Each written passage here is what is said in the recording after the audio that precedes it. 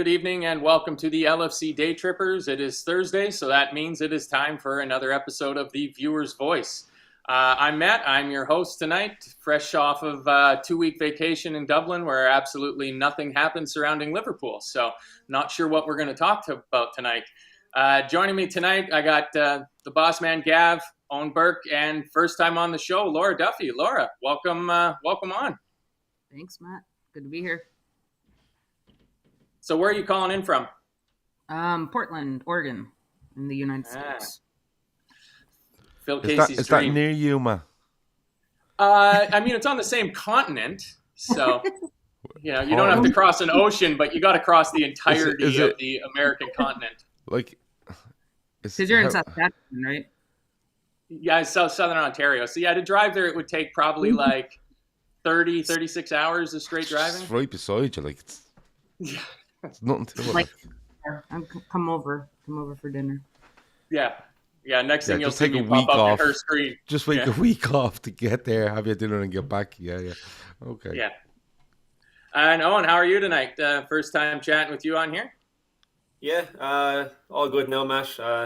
Glad to be here again. Hello, Laura. How are you?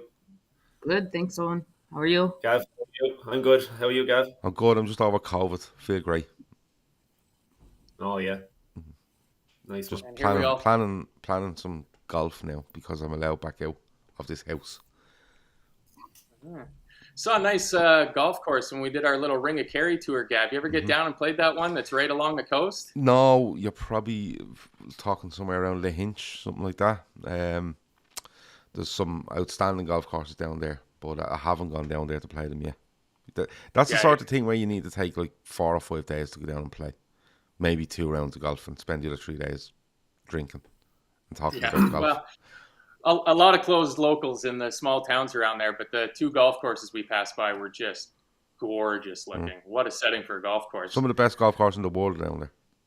Yeah. I can believe it. I can believe it. All right. Well, today we, just a few hours ago, had the Champions League group stage draw. Liverpool not getting the toughest or easiest of draws with Ajax, Napoli, and Rangers. Eoin, how do you feel about our group? I think it's a bit tougher than people are going to expect. We've played Ajax and Napoli in the not too distant past. Both of them causes problems. And Rangers, well, we know about Rangers. They're probably one of the teams in the fourth pot that you wanted to avoid, in my opinion. They probably will be a level below us, but when we do go to Ibrox, that place is going to be absolutely rocking, and it's going to be a real tough atmosphere for us to perform in. I'm looking forward to it now. I'm looking forward to the home and away ties, so it should be an interesting group, but of course, I fully expect us to qualify anyway. Yeah. Played Napoli 2 years ago in the Champions League. Both games finished 1-0 to Liverpool. So, we didn't certainly blow them away or anything like that. But Napoli's a team we've had a little bit tougher time with. You got concerns over Napoli in the group stage again for what feels like 3rd year in a row, Laura? Napoli's changed a lot this last season. They lost, so last season they had 2 who were, I think, on 11 goals, and both of them are now gone. Insigne and Mertens. Dries Mertens went to Galatasaray.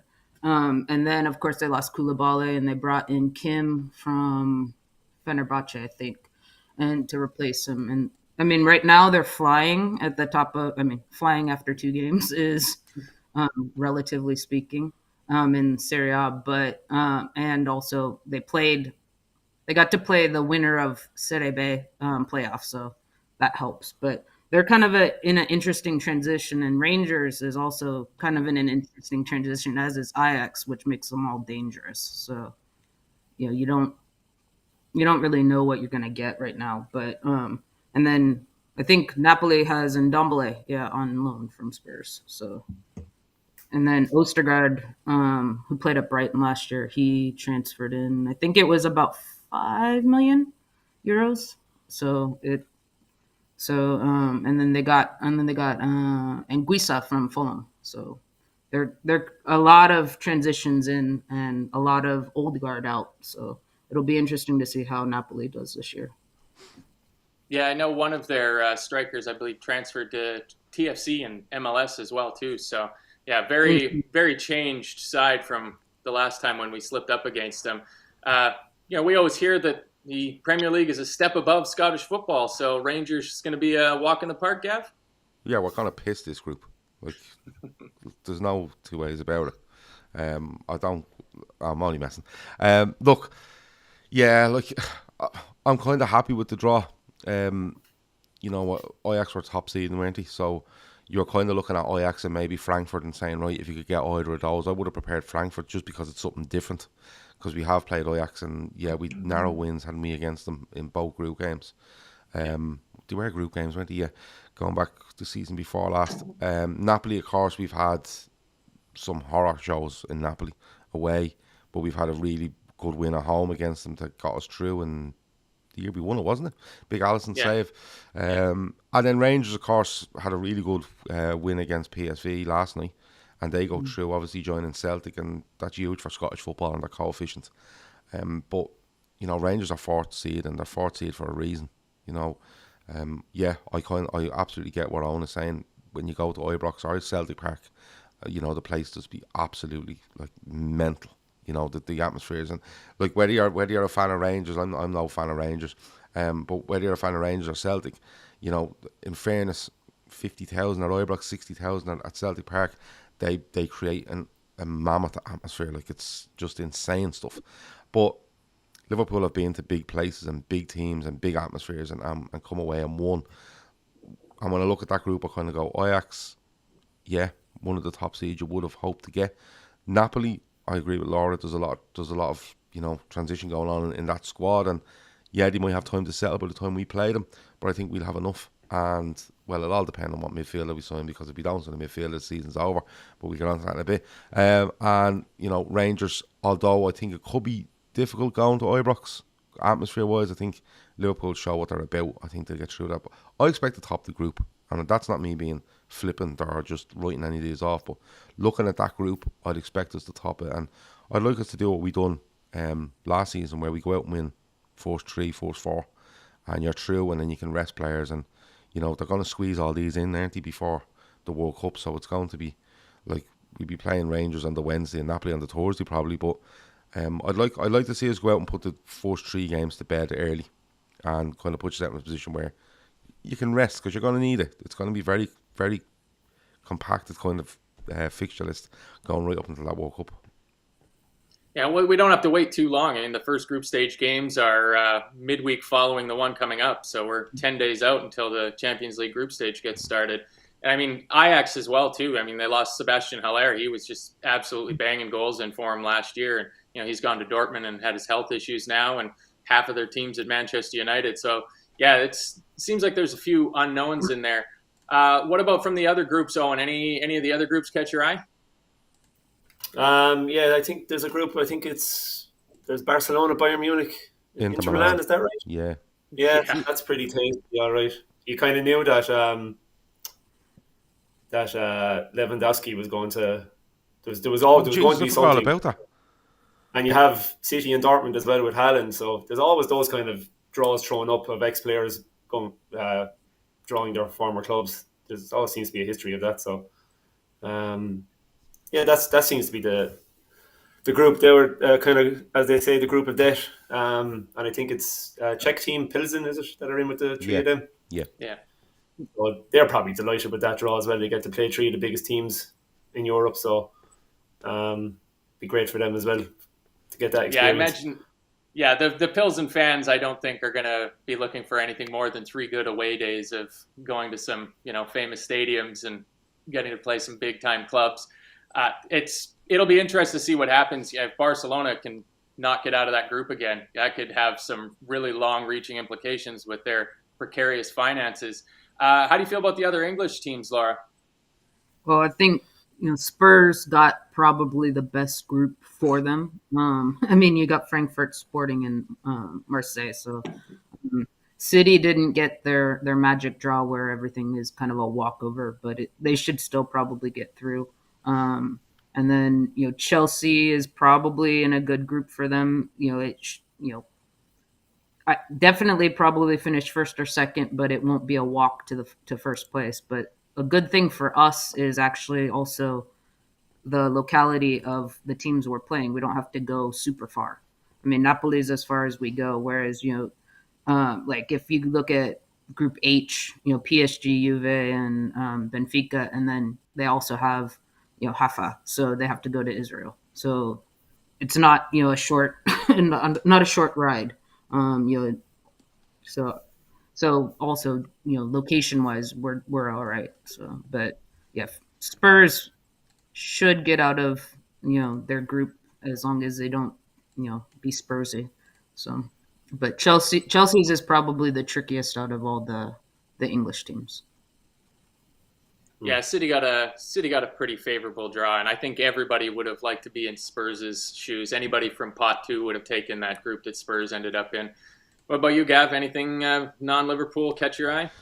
Yeah, there's a couple of them there. I think Spurs have got a really good group. I think the Frankfurt game would be really interesting. Sporting, I see Spurs going through in that group fairly handy. Marseille can turn up, but then Marseille could be a disaster. That's kind of the way they are. The Paris Saint-Germain, Juventus, Benfica, Maccabi Haifa one is really interesting for me as well.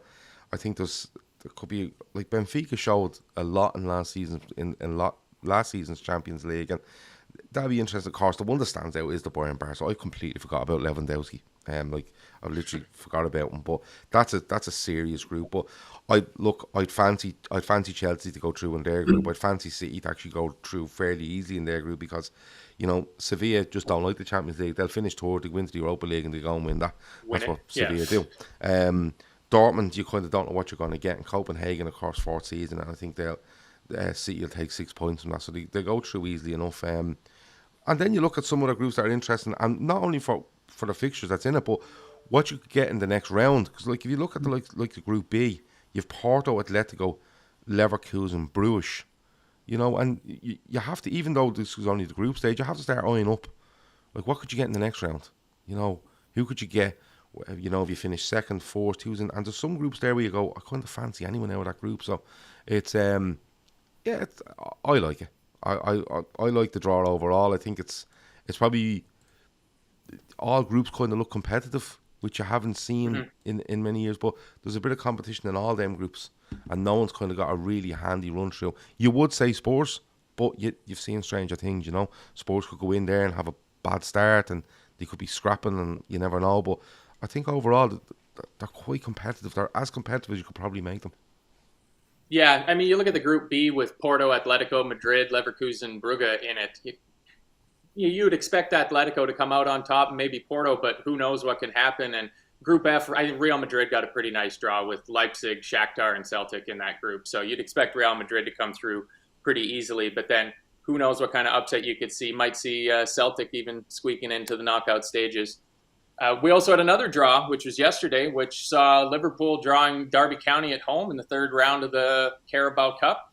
It's a pretty good draw all around, would you say, Eoin? Yeah, it is. It's a great draw. Look, I don't think we're going to see too many first teamers, even if we didn't have the injury problems. I think last season was just one of those seasons where we got favourable draws. We kind of came back from the dead once or twice in a couple of the matches. And then when you get to the quarters and semi-finals, you may as well put out your first team and try win it. But I could not see a repeat of it happening this year with the season the way it is with the World Cup. So yeah, look, we probably should have enough to beat Derby if we play a couple of young kids and reserves, and we probably should get through to the next round. But I don't know if we'll even get any further than that, depending on the draw, of course. But yeah, good chance for the kids again to get out and home. They'll be delighted that they got a home draw they can play at Anfield. Yeah, I mean, it's over 2 months. I mean, that game's not until the first week in November. So, hopefully by then we've got a few bodies back into the team, and, maybe young Ramsey can be out there into it. How you feel about the League Cup draw for some of the other teams? There's some juicy all Premier League ones, Laura, that got drawn together. Well, I think for us, it's as good as we can expect.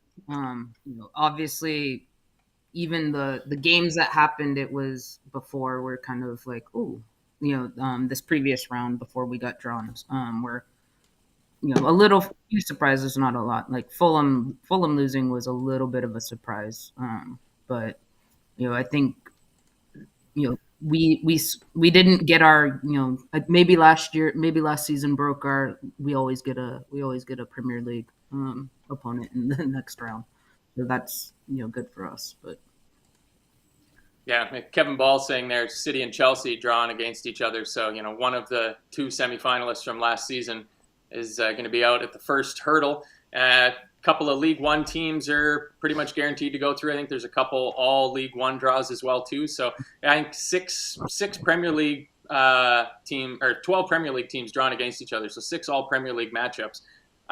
Gav, I was actually doing a little bit of looking around about the League Cup coming into this season, because I'm banned from making quiz shows, but being a host, I'm able to sneak a trivia question in. So here's a question for you. Oh, for fuck's sake. Did you know that browsing online using incognito mode doesn't actually protect your privacy? That's right. I didn't know. Without added security, you might as well give away all your private data to hackers, advertisers, your ISP, and other prying eyes. IP Vanish VPN makes it easy to stay truly private and secure on the internet. IP Vanish helps you safely browse the internet by encrypting 100% of your data. This means that your private details, passwords, communication, browsing history, and more will be completely shielded from falling into the wrong hands. Even your physical location will be hidden. IP Vanish makes you virtually invisible online. It's that simple. You can use IP Vanish on unlimited devices without sacrificing on speed. Your computer, tablet, phone, even devices like your Fire Stick when you're streaming media. Whether I'm at home or in public, I don't go online anymore without using IP Vanish.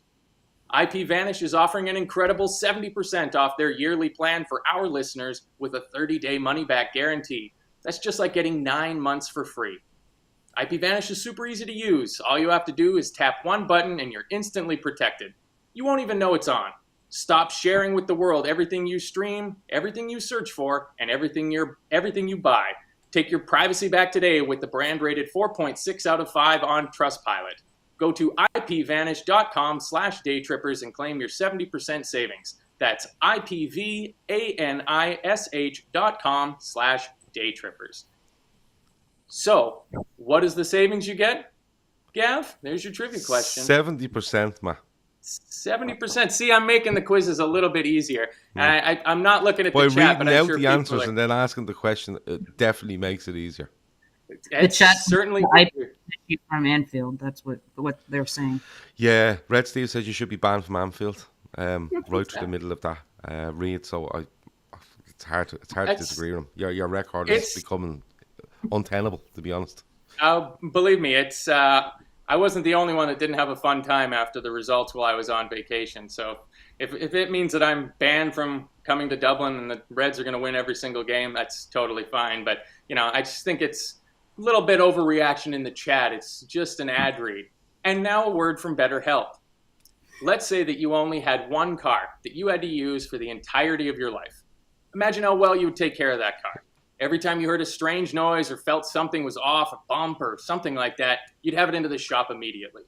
Well, we only get one brain to use for our lives, but most people don't give it the same attention they would give that hypothetical car.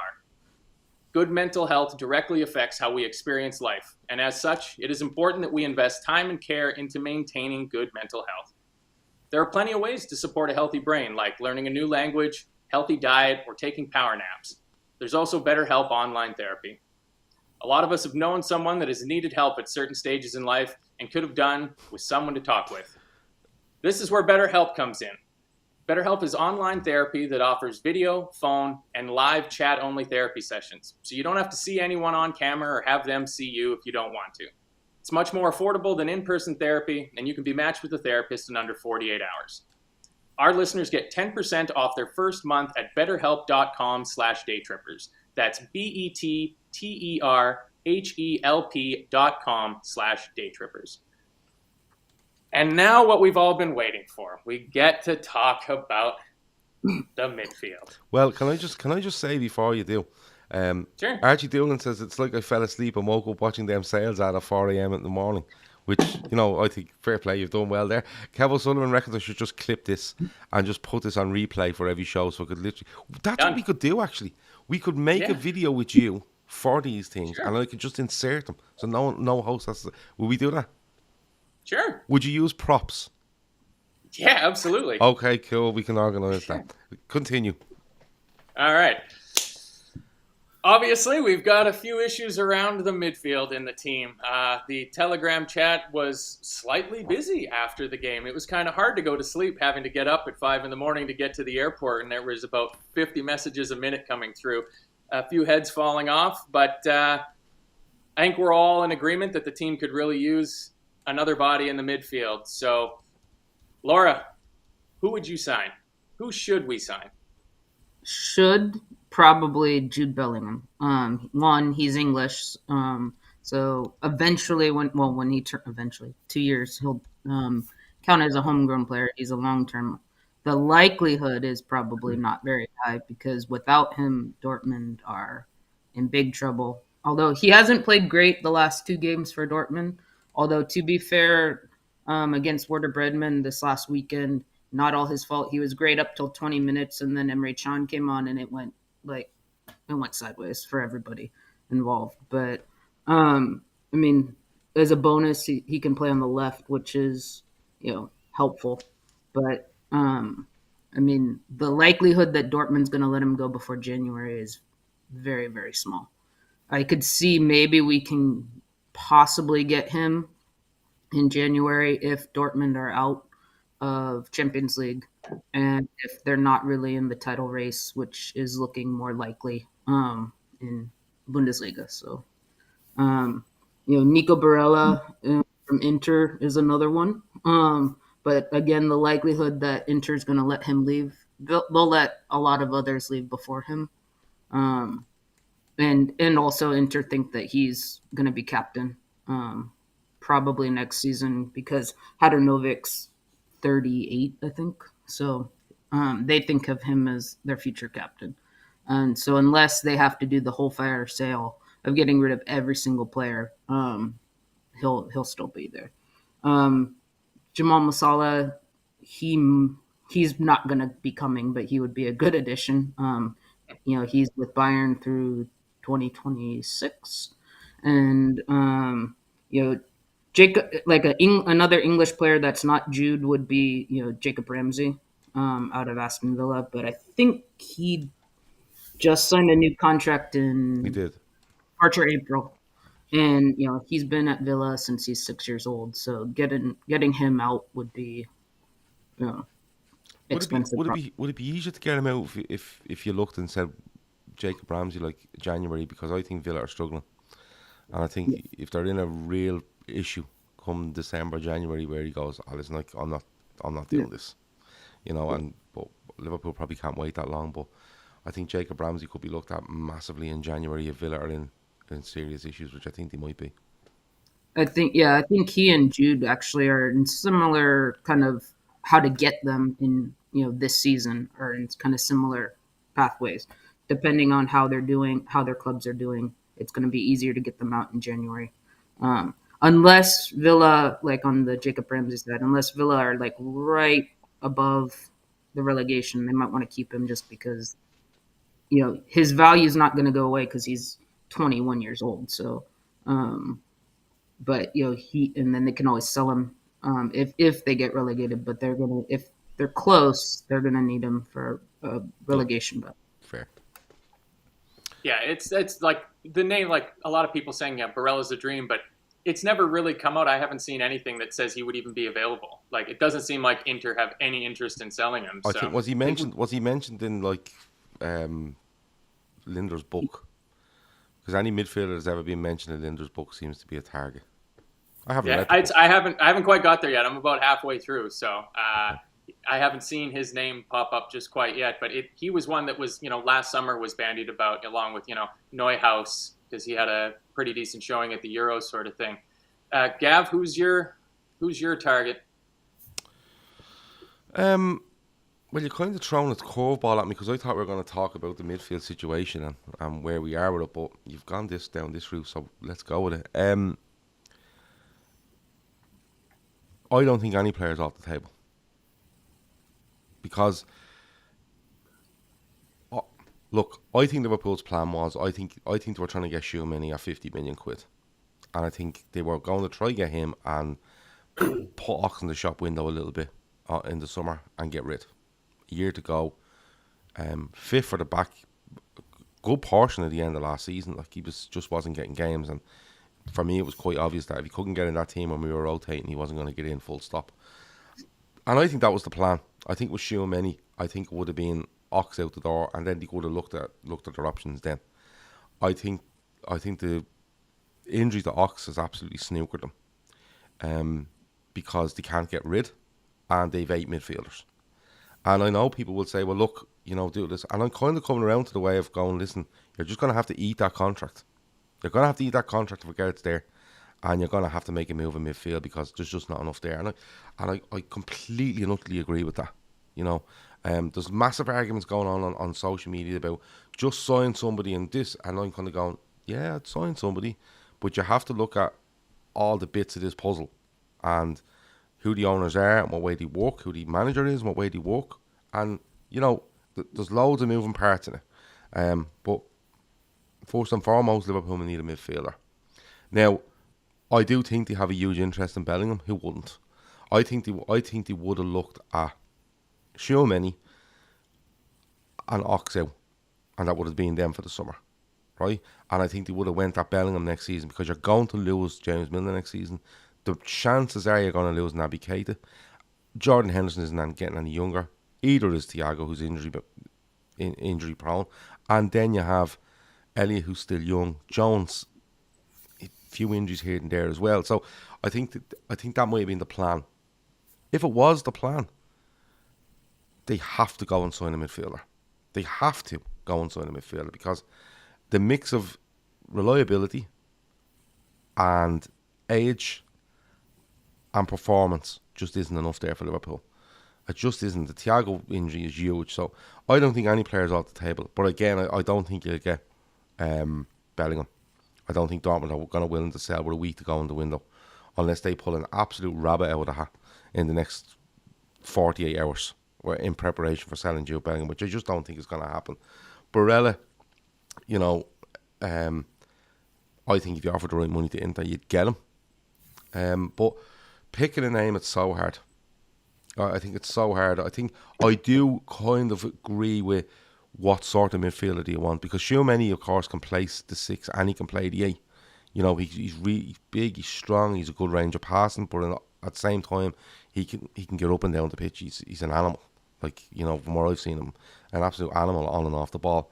So I think it's hard to pick a player because the Bellingham one is the one that kind of stands out. Salcido at Brighton has been linked, but that kind of came out of nowhere. Keith absolutely loves him. Thinks he's an absolutely fantastic player. Just raves about him. And just couldn't believe when he went out on loan from Brighton last season, came back. Milinkovic Savic, who's at Lazio, am I right? Has been mentioned as well. Paqueta, De Jong, that's just a mad one. He'd sit in a 2 for me and be really, really good. I just can't see him being all action in a 3. I think Paqueta is a good name, and I think he's being touted at 35 million. Is it West Ham putting a bid for him? Yeah. And Newcastle being linked.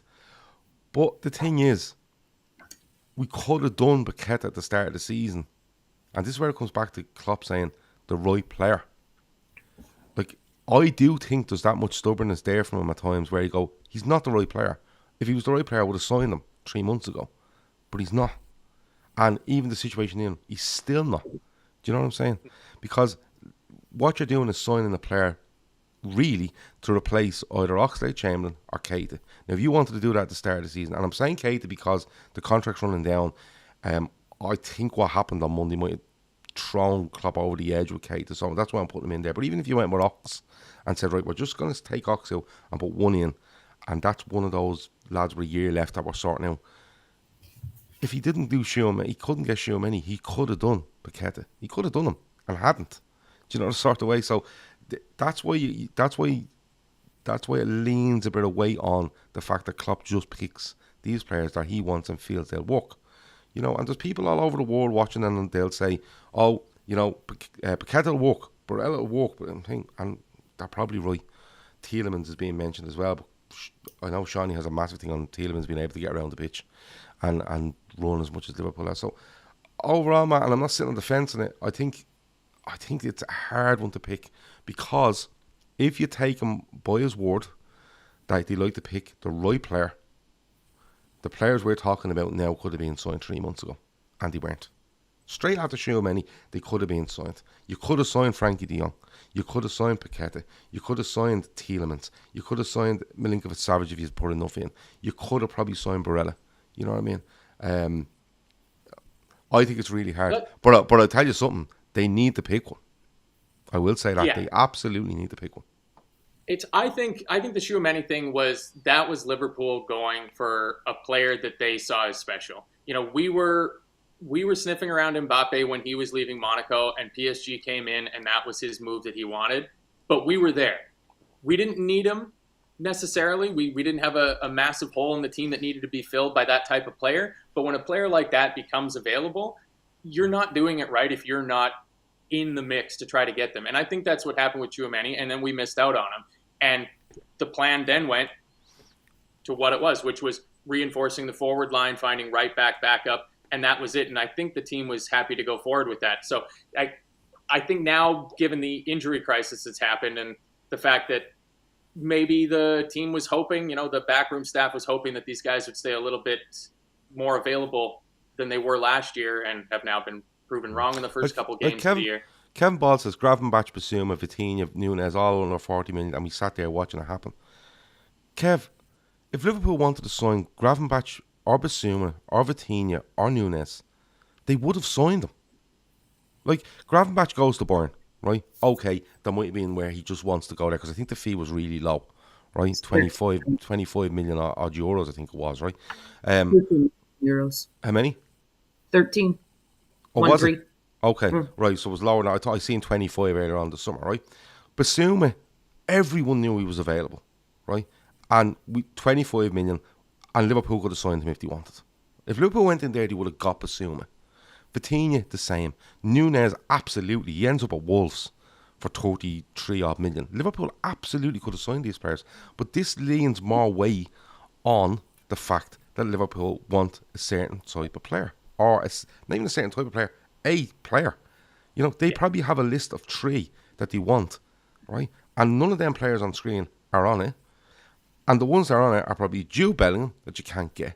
Someone else who they won't sell, right? And someone else who doesn't want to play with Liverpool.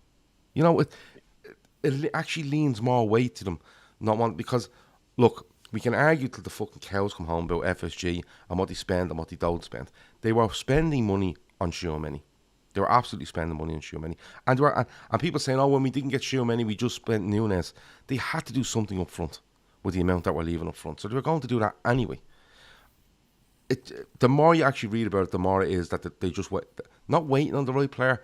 I'm not saying waiting, but I think they might have to look at one of these 3 that are on this supposed list and go, listen, we just have to pull the trigger now.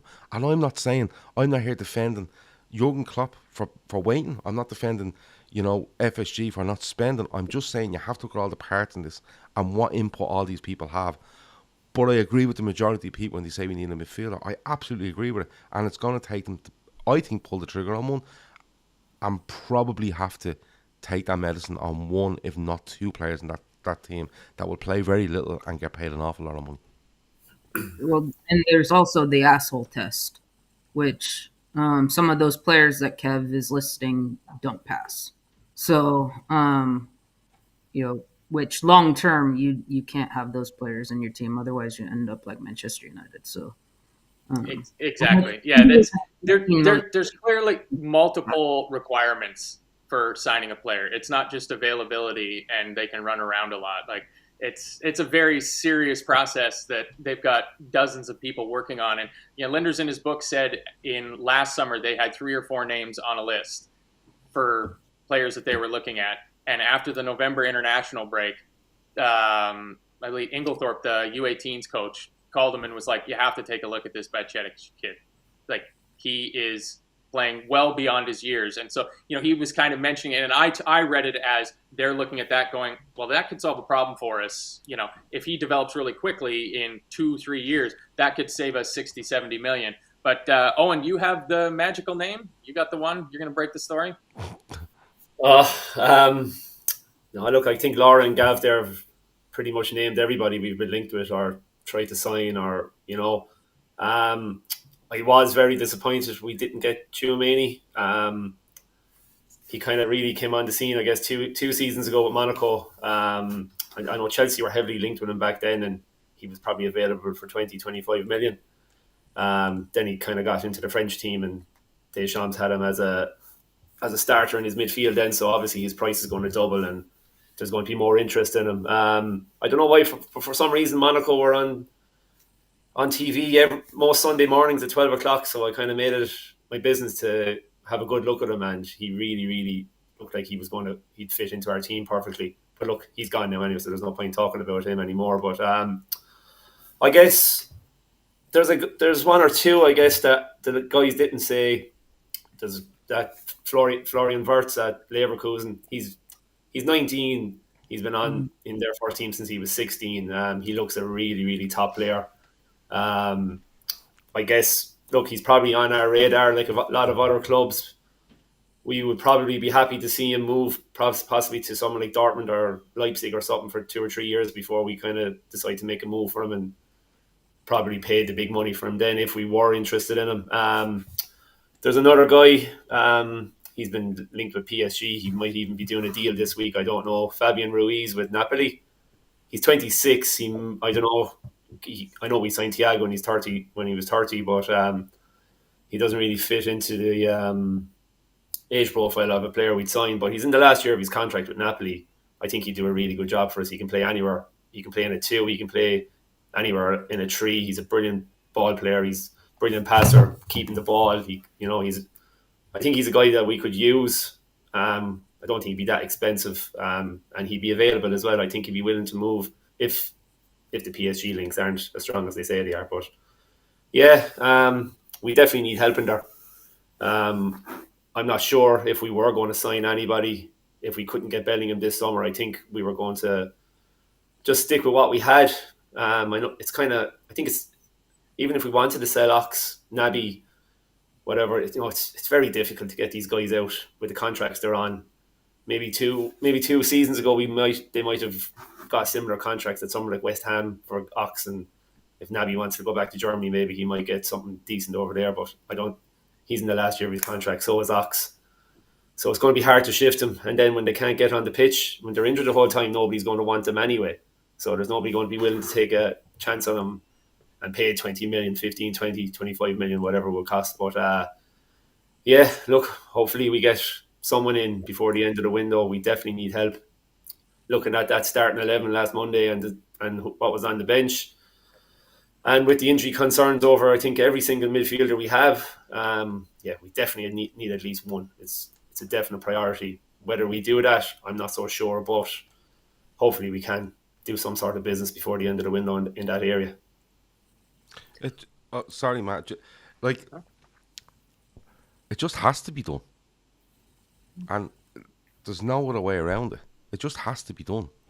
Fabinho is struggling massively now because of, forget injuries, form. Like, Jordan Henderson was poor against Fulham. I thought he was poor the other night again. You know what I mean?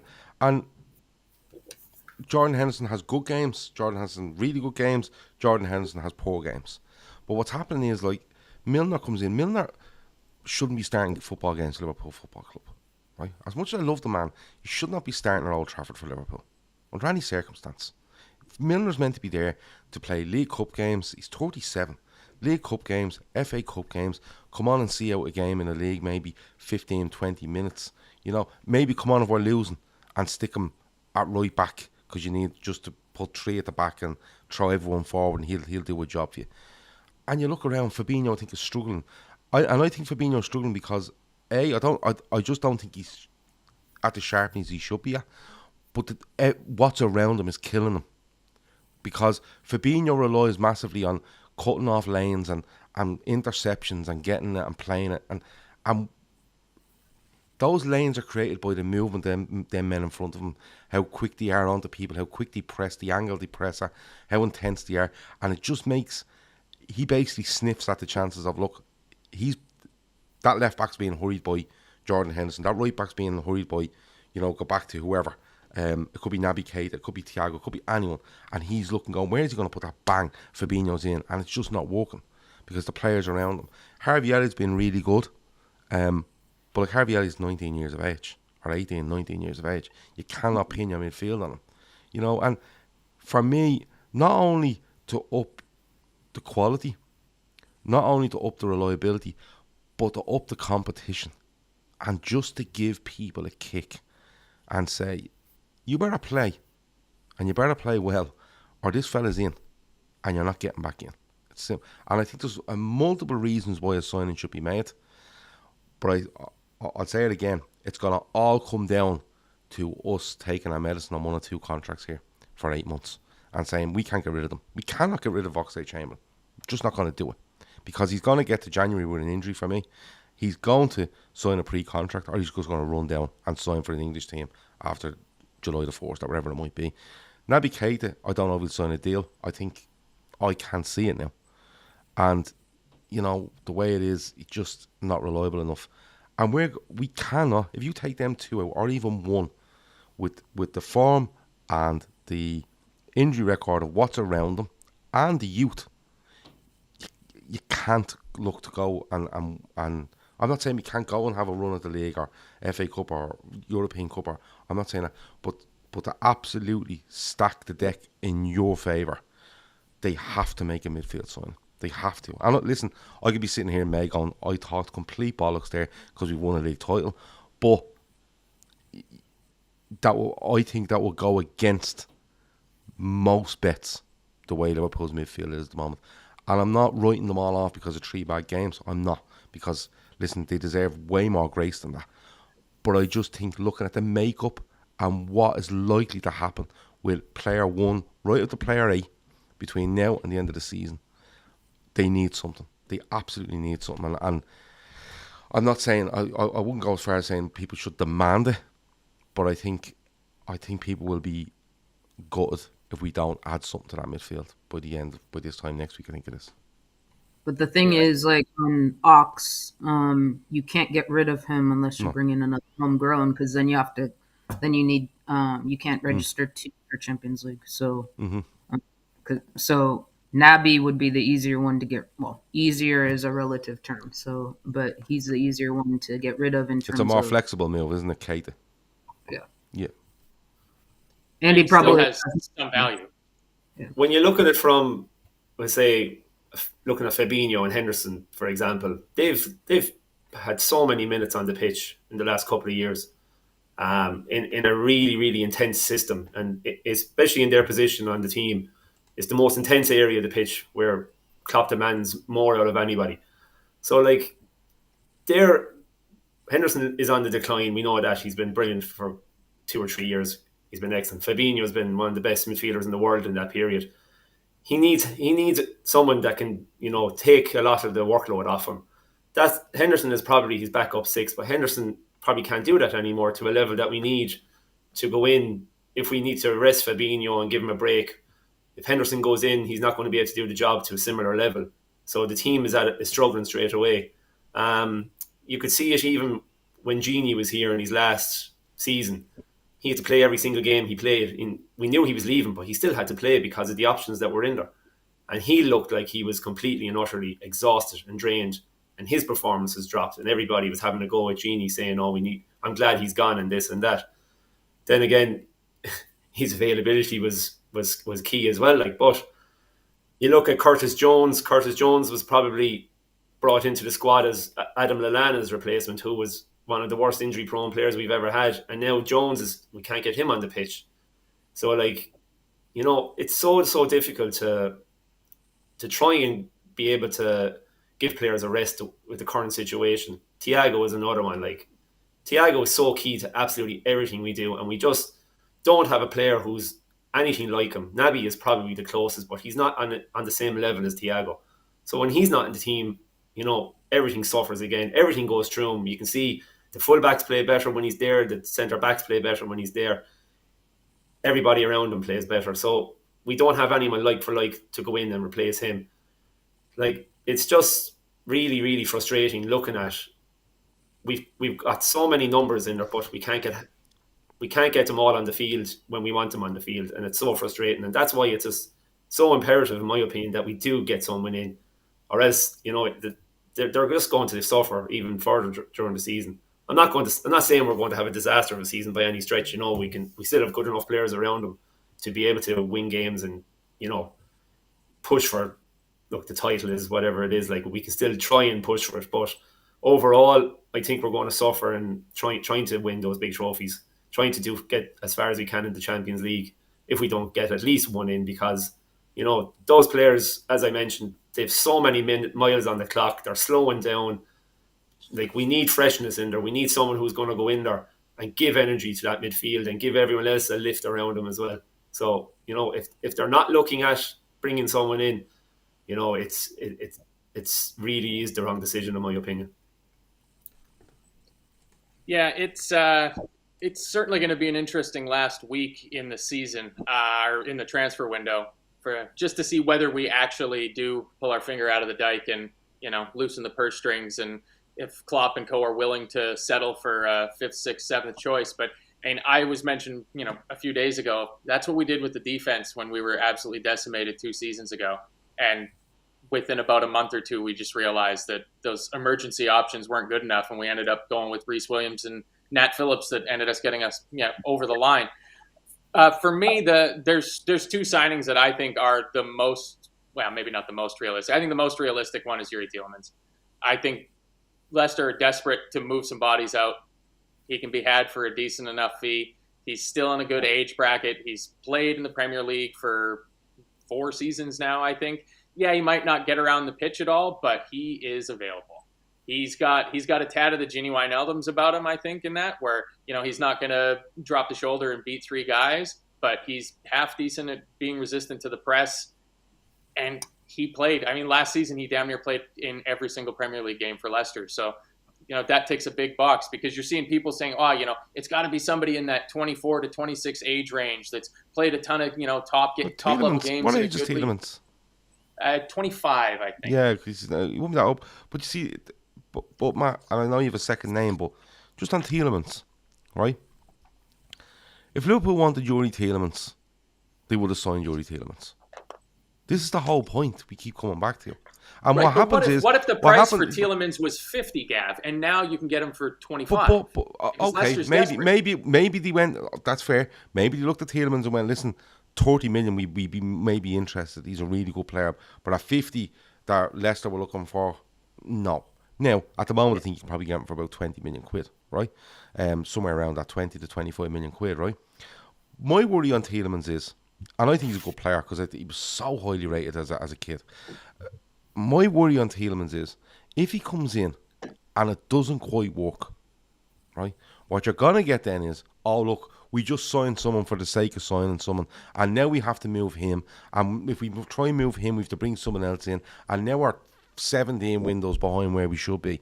Like, I'm not saying don't sign Youri Tielemans. All I'm trying to look at is, if we wanted Youri Tielemans, he would be a fucking Liverpool player. This is what I'm trying to say. And Klopp, rightly or wrongly, and Linders, and you can't just blame it on Klopp. It's the whole thing, because when they do really good things, it's all, you know, they're the best team in the world and they do all this. And I think they are. I think they're amazing at their job. But what I'm saying is, I think unless it's a big sign, and I mean money-wise, age profile, everything, where it just hits the mark and you go, bang, you know he's here 6 or 7 years. Unless it's that, people are going to think, oh, it's just one that they've made in haste because they need a midfielder. And then I think that causes more issues. He could turn up, Matt, and he could fucking score 15 goals. And we go, yeah, Matt was right. But there's just some of them names for me where I go, they should be Liverpool players. We want them to be. And where are we going back now? Because we're not in the same. We probably didn't want them at the end of June, the start of July, but we're now at the end of August, and the landscape has changed drastically from even 2-3 weeks ago when it looked like we were coming into the season. Jota was out. Okay, he'll be back in a couple of weeks. Everything's looking pretty good, and then we picked up this spate of injuries from the Community Shield through the first 3 games of the season, which has changed the lens through which the recruitment team is going to be looking at these targets. So I 100% agree that they are very steadfast on this is the player we want. We want Ibrahima Konate. We want Virgil van Dijk.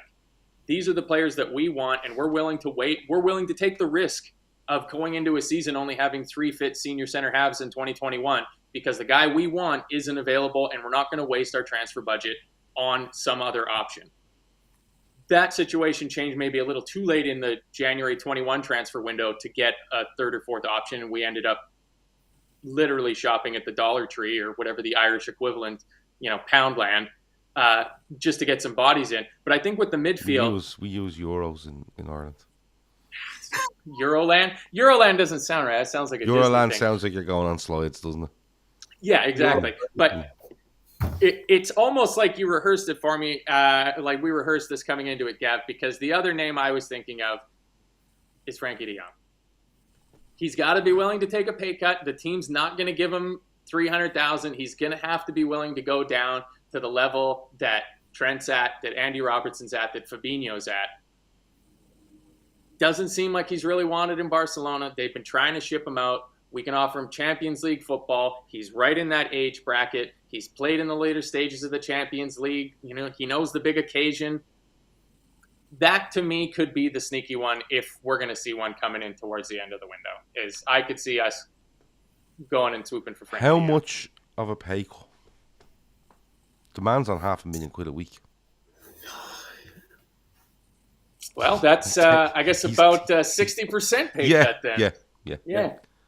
Well, getting him on loan might, that's what Barca did with Coutinho when he went to Bayern. They were still paying, I think it was 55% of his wages when he went to Bayern. So I don't think getting him in as a transfer would be more realistic if he's not willing to cut his wages, and Barca might have to eat half of his wages. But I think the one that kind of stands out a little bit for me as well, and I should have named him earlier, is Conor Gallagher at Chelsea. I was just going to say him, yeah. I think, and people are saying they'd never sell to us. They're spending a lot of money, and they're going to have to start trimming this at some stage. And I think the reason they're spending an awful lot of money, and this has come up again today when you're talking about Liverpool, people go, well, look at Chelsea spending money.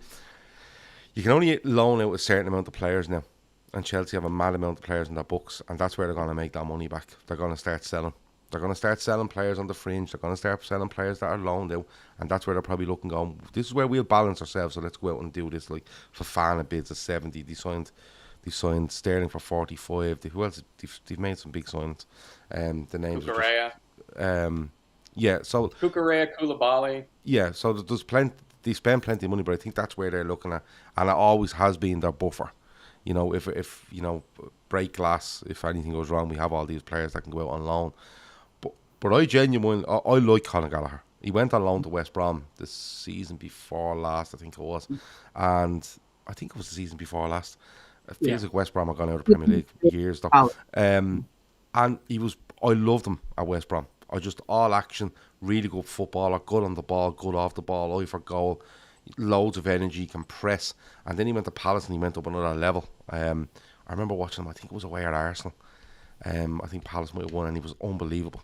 And I think if you walked in there and said £30 million, £35 million, I think you get him.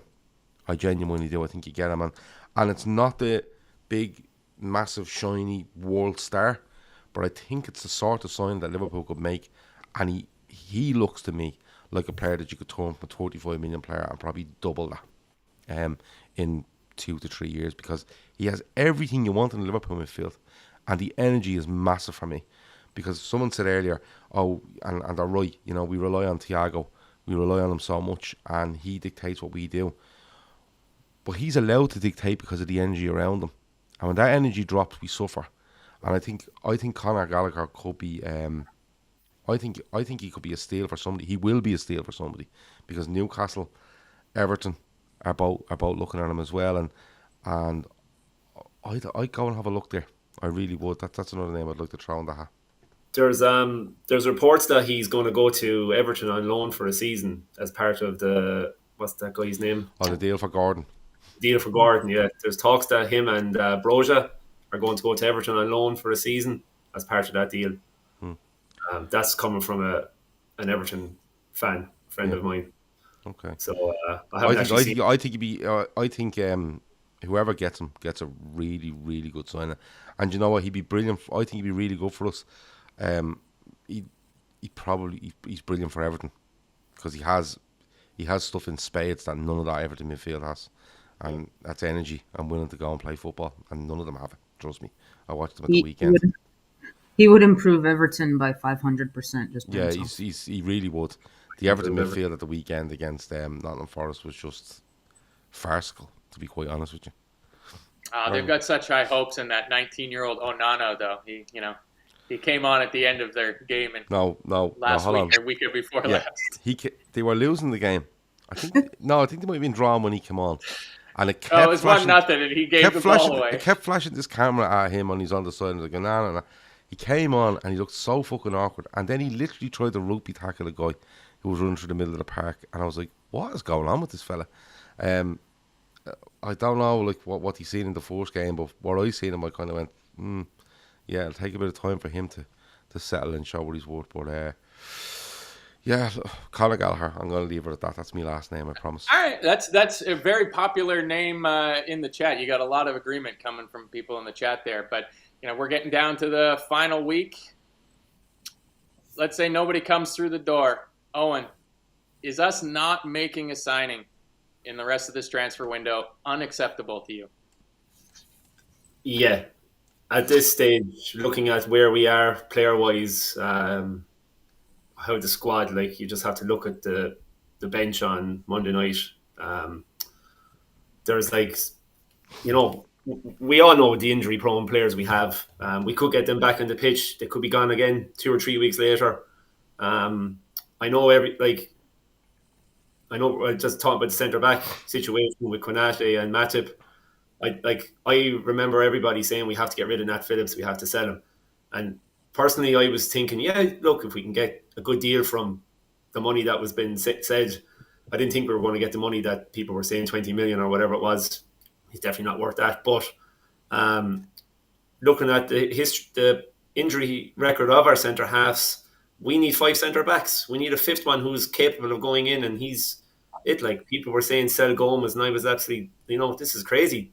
Sell Joe Gomez. But on the midfield issue, we definitely need someone. It would be unacceptable if we aren't trying. It's unacceptable. If we are trying and we can't get someone in, fair enough. Look, we're not going to know that anyway. But to me, if it is unacceptable if we don't even try to get somebody in before the end of the window. And I'd also like to think is the 100 million for Bellingham sitting in the bank? If he is the target for this summer, and just saying, is that going to sit? Do they have that money available now to sit in the bank? Or if we do sign him next summer, is that our whole transfer budget gone on one player? Because to me, we don't really have many sellable assets in the squad to be able to raise funds to buy players. So I'm hopeful that money has been kept away if he is the target, and it doesn't affect future transfers next summer as well. So hopefully that's not going to be the case. Yeah, it's interesting with all the transfer chat. What you mentioned there about the defense doesn't really get spoken about very much. Matip has seemed to have gone back to 2 seasons ago. Matip, everybody after last year kind of forgot just how fragile Joe Matip could be, and Konate looks like he's going to be out for another month or so. We're down to 2 proper senior center halves. I was at the game watching Nat Phillips play with Virgil van Dijk, and it wasn't pretty. I mean, it was only one chance and one goal, but Nat Phillips is a definite level below Joe Gomez, and another injury to Joe Gomez, or heaven forbid Virgil van Dijk, and all of a sudden we're looking at a real thin back line. What about you, Laura? Also consider it unacceptable if there's no movement in the transfer market? I mean, I wouldn't use the word unacceptable, but I would say disappointing, and it's not going to go our way. And I need to say hello to Stefan.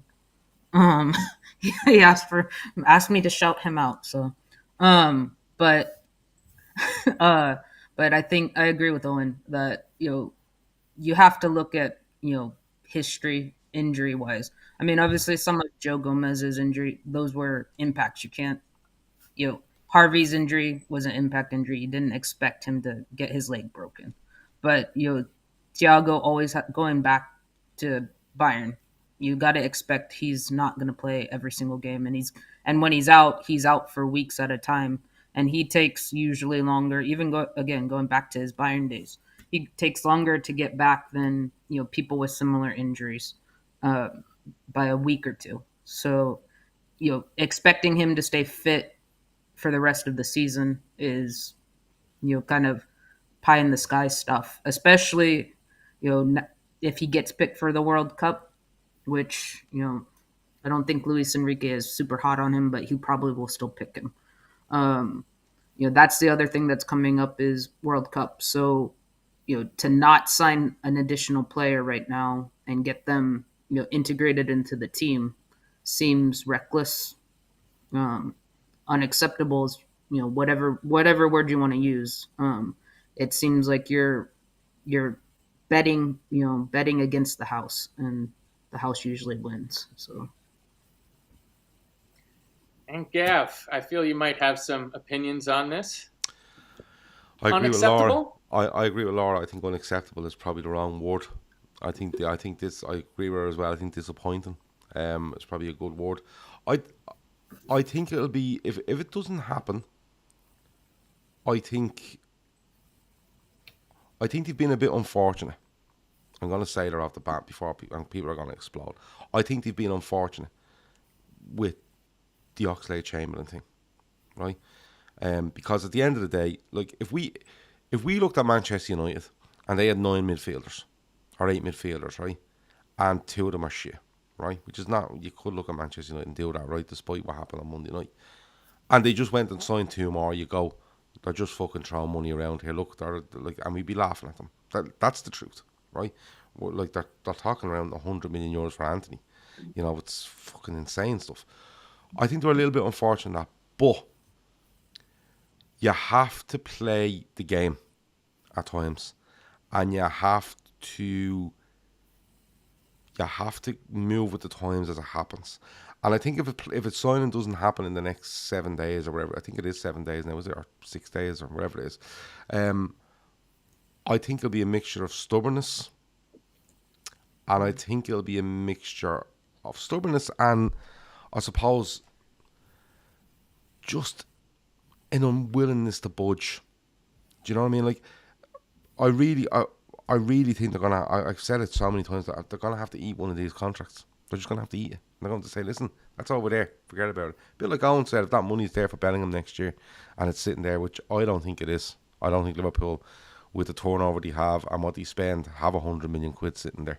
And that's probably the whole crux of the thing, isn't it? We can't just go out and throw this fucking mad money at somebody unless we're sure, because we're not Man City, and we're not Manchester United that do it horrifically, and we're not PSG, and we're not soon to be Newcastle. We have to watch what we're doing because of the model, not because of the club. The club is a massive, massive money-making institution. But I think if it doesn't happen in the next week, I would look and say, I'd look at the owners and probably say, you should have pushed it. You should have pushed the envelope a little bit. And I'd probably look at Klopp a little bit and go, listen, you need to drop your guard a little bit on this. Has to be the perfect player. That's where I'd look at it in the next week. And not just because, get a signing in and all shiny things. Not that at all.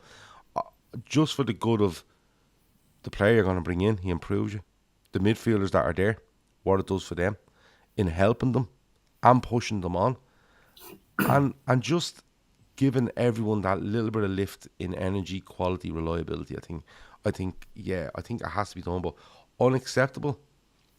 I wouldn't go that far, because I think there is issues there that you can look at and think, yeah, I can kind of see where they're holding back, but at the same time, I kind of see, I can see where you're holding back, but you probably need to just take the hit here.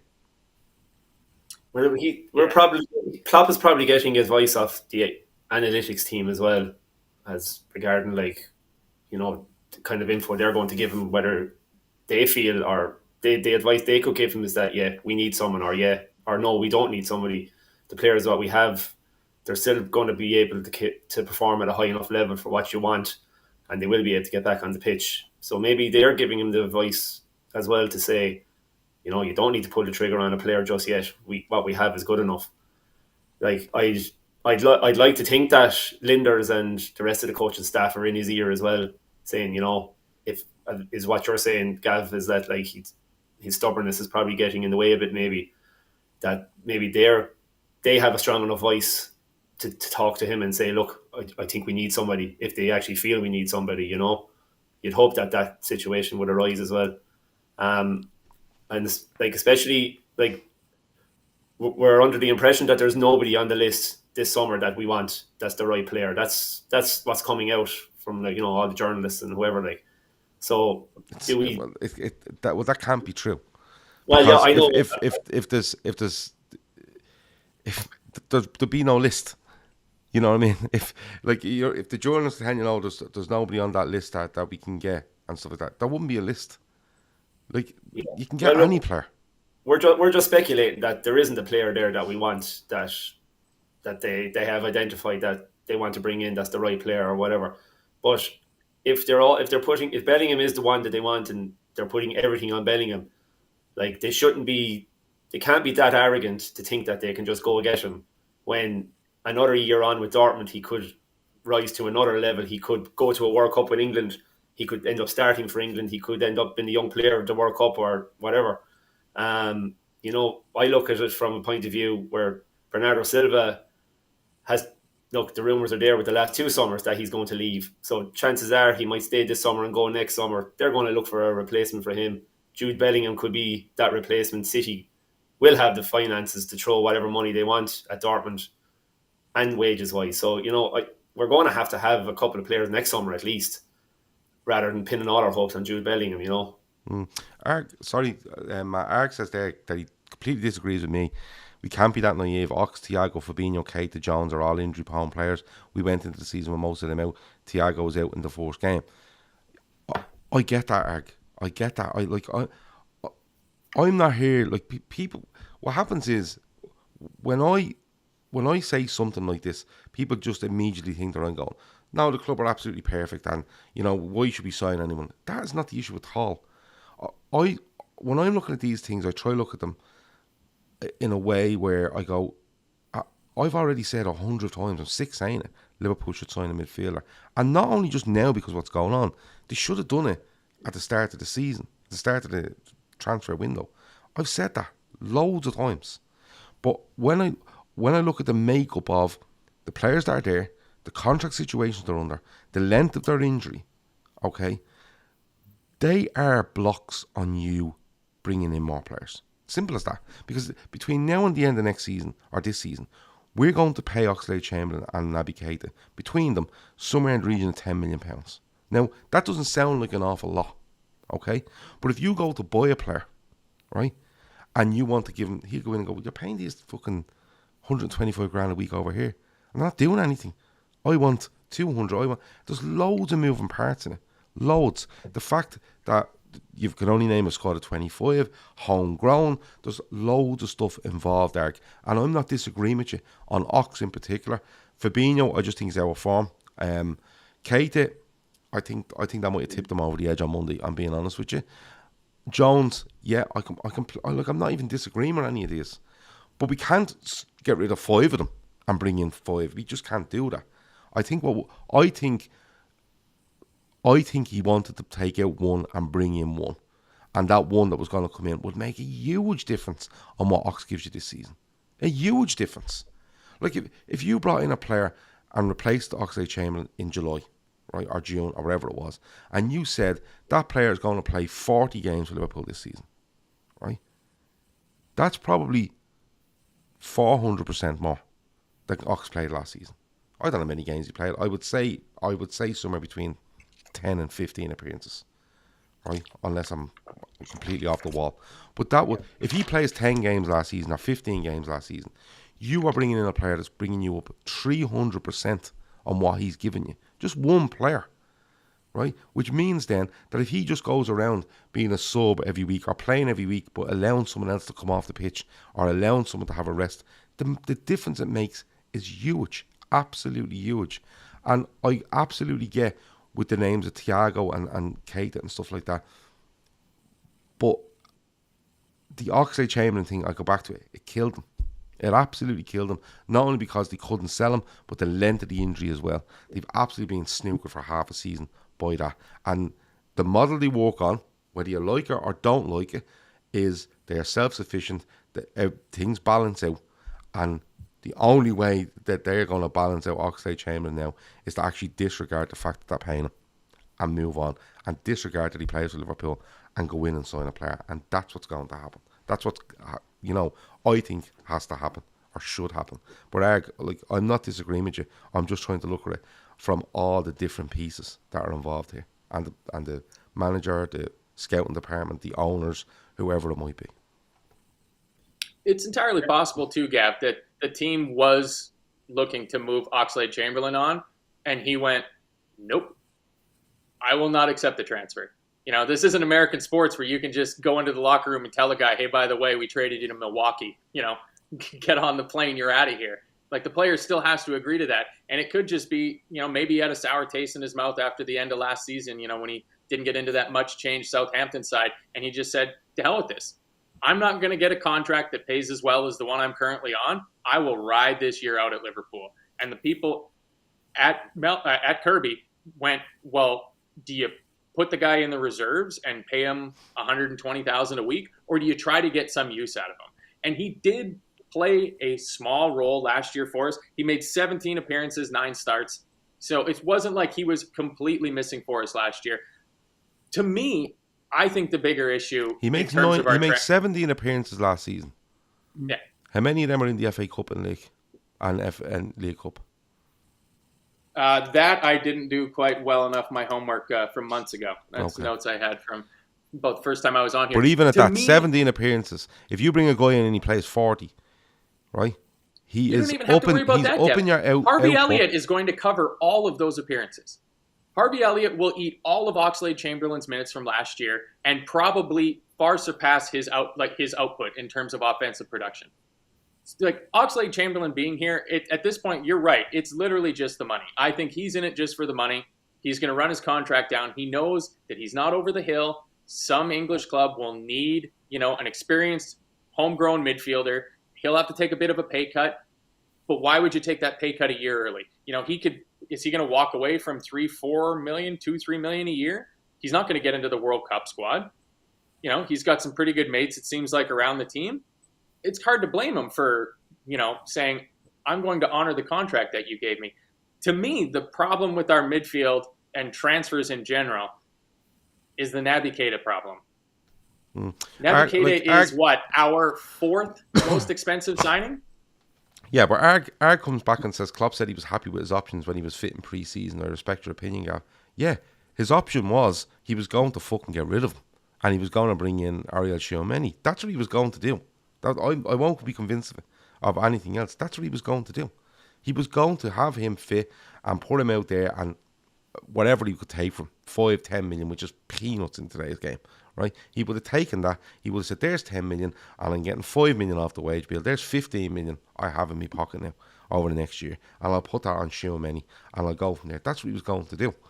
He was happy with his options. That doesn't mean it was an option to play. It was an option to move. It was a chess move he had, and one of those moves was taken off him. But look, me and Ark should just go and have a point, and we can. But I'd like the argument to be really long, so because I'd hate going for 1 or 2 points. I like quite a few, so me and Ark could do that. But But yeah, the other, it's Sorry. well, sorry, go ahead. the other thing with Ox though is there might not have been a team that he wanted to go to who came in for him. So, like Gav was saying, it put him in the shop window. He does really well in preseason. He gets a better move than what he was going to get at the end of last season. Because obviously, at the end of last season, he wasn't playing. So, they don't know. They thought so. The teams that were coming, who might have been coming in for him, might not have been the ones he wanted to go to. So, playing well in the preseason would have given him probably more options than what he had at the end of last season. And then, he got injured, obviously, so he wasn't going to go anywhere. All right, I'm going to answer. Mr. Sinclair in the chat says, why Naby? There are more than Naby that are injury prone and blocking spots. That's a weak point. I didn't get to finish my point. That was my fault. That's okay. I'm coming back to it. I'm thinking about this. Mm-hmm. We have a Naby Keita problem, and that is we made him a marquee signing. We spent $54 million or something like that. We were willing to wait the year. He thought the recruitment team thought Naby Keita was the guy. If you go back 5-6 seasons, Everybody on that list of players, Naby Keita was the number one name on that list. And we got our guy, and he hasn't worked out. And now we've got an albatross the shape of Naby Keita hanging around our necks. And I think that it's making the transfer team a little gun shy of going out and dropping another 40, 50 million on a midfielder and being left with Naby Keita Mark II. Whether that's they're not good enough, they're also injured. And I think the thing that came out on Monday, it completely blindsided me because I had Keita starting that game. I thought Naby Keita was nailed on to start that game. Now, did he get hurt? Did he get injured? Is it becoming a Daniel Sturridge situation where Klopp needs to grab him by the collar and go, are you hurt or are you injured? Because if you're injured, you can't play. But if you're hurt and you don't want to play, well, then you get put in that Sturridge Coutinho category and you can get the fuck out the door. And it's starting to feel that might be what's happening with Naby Keita. But it's the same with Oxlade-Chamberlain. You got to have somebody to sell him to. They just won't. I don't see FSG being of the business mind to just go, we won't register these two players and we'll replace both of them with not first choice players. If we could have gotten Tchouaméni and Bellingham in this summer, they very well might have said, you know what, we can't get rid of Keita, we can't get rid of Ox, you guys can go train with the under 21s, you'll still collect your wage at the end of the year, thanks for all you've done and off you go, and we're going to replace you. But now that we're past that 3-4 names on the list and we're starting to have to scramble a little bit here, that's why I think, I don't think it's unacceptable. I've accepted that we're not going to sign anybody. I don't think we are. I think that's where the Keita one, I mean, we have to get out of here in a minute, but I think that's where the Keita one will actually hurt Klopp more than the Ox one. Mm-hmm. Because the Ox one, you can see coming. You get injured. And I think he was just trying to get that sweet spot in the summer, keep him fit. Someone comes in and says, Ox is flying in pre-season. Yeah, look, he's kind of done his audition in the summer that he's fit and we'll go and take him. I think the Keita one hurts him more because forget prices, forget all that. I think he looks like, because when I look at Naby Keita, I had him starting on Monday because I thought the way he presses, the way he get beyond, say, Firmino, for me, I had him in with Fabinho starting, and I was kind of going, well, if you want Ellie or you want Henderson, who you picking, wherever you want, flip a coin and we go from there. But I think it hurts him more because he's probably looking going, oh, look, you were okay. You were fucking okay 3 days ago. He says he was ill, he was back, he was 100%, he's fine. And this was all around question of being sold. He was like, why would we do that? It's not the plan. And then, after saying that, it's like, I think he said something like, all of a sudden he fell over or something like that. And you're like, what the fuck is going on here? And I think that's what will hook Klopp more. I think he kind of go, oh, for fuck's sake, with Klopp, where he'd be kind of going, this is a lot of bollocks with Keita. And this isn't me lashing Naby Keita over, because I like Naby Keita as a footballer. I really like Naby Keita as a footballer. But I think this is one where I might tip Klopp over the edge. And this might be the one that lights the fire where you need to do something in the week. I think it could play a huge part. Yeah, I think so. Go ahead. And with Naby, it's also, Klopp was also hyping him up when he came over. Like he's the second best player I've seen in, midfielder I've seen in Germany, et cetera, et cetera. And, and the injuries he's getting is not the same injuries that Ox got. Everybody could see what happened to Ox and the decline since, that Roma game. And, there's different kind of levels, and like Gav said, I think everyone could see Ox was coming. But I also wouldn't underestimate for Naby the loss of Sadio, because they were very, very close, and Sadio's always seemed to be the one of basically get off your ass and start doing stuff. And I don't think there's someone there right now who does that for Naby. So maybe this is also something to do with, smack him upside the back of the head. And there's not really a player like Sadio to do that for Naby, or shake him awake and say, get your crap together. Yeah, Sadio at one point called him little brother. When he left for England, he said, "I'll come back for you." At one point, little brother. So yeah, that's something I haven't thought about. Yeah, they definitely had a really strong relationship there. But we're hour and a half almost here. I think that's probably just about enough for one evening. Eoin, anything last from you? Look, I think on the case with Ox and Naby to a point, I think it just comes back to leaving it too long to try and shift him out, Ox especially. I think maybe last summer was the time to do those deals if we were going to do them. There was probably more appeal from two other clubs to sign them back then. And it's, they would have had more value back then as well to sell. But it probably goes back to the Origi deal when there was deals to be done after the Champions League final. We held on to him. He contributed in moments after that final.